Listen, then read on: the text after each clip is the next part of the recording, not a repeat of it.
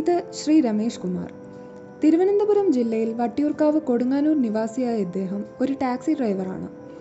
എന്നാൽ ഇന്ന് അദ്ദേഹം ഒരു ടാക്സി ഡ്രൈവർ മാത്രമല്ല, തൻ്റെ കരവിരുതും കഠിനാധ്വാനവും കൊണ്ട് ഇന്ത്യ ബുക്ക് ഓഫ് റെക്കോർഡ്സിൽ ഇടം നേടിയ വ്യക്തി കൂടിയാണ്. 1 ഇഞ്ച് നീളവും വീതിയുമുള്ള താളിയോലയിൽ നാരായം കൊണ്ട് കേവലം 12 മിനിറ്റും 28 സെക്കൻഡും കൊണ്ട് ഇന്ത്യയുടെ ദേശീയ ഗാനം എഴുതിയാണ് ഇദ്ദേഹം ഈ പുരസ്കാരത്തിന് അർഹനായത്.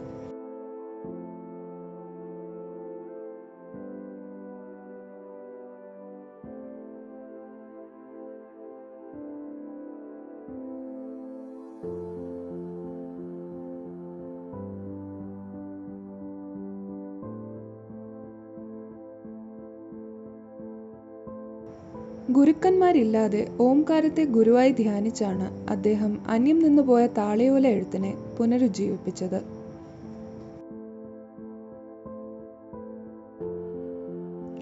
തുടർന്ന് അദ്ദേഹം ശ്രീ ലളിതാ സഹസ്രനാമാവലി, ജ്ഞാനപ്പാന, ഹരിവരാസനം എന്നിങ്ങനെ അനേകം കൃതികൾ താളിയോലയിലേക്ക് പുനരാവിഷ്കരിച്ചിട്ടുണ്ട്.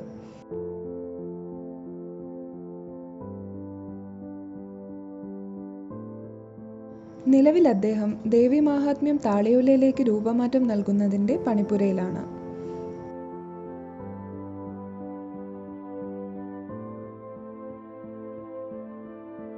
ഗുരുക്കന്മാരില്ലാത്ത അവസ്ഥ വരും തലമുറയ്ക്ക് വരാതിരിക്കാൻ വേണ്ടി പ്രത്യേകം ശ്രദ്ധ ചെലുത്തുന്ന ശ്രീ രമേഷ് കുമാർ തൻ്റെ അടുക്കൽ താൽപ്പര്യത്തോടെ വരുന്ന കുട്ടികൾക്കും മുതിർന്നവർക്കും ഈ വിദ്യ പകർന്നു നൽകാൻ ശ്രമിക്കാറുണ്ട്.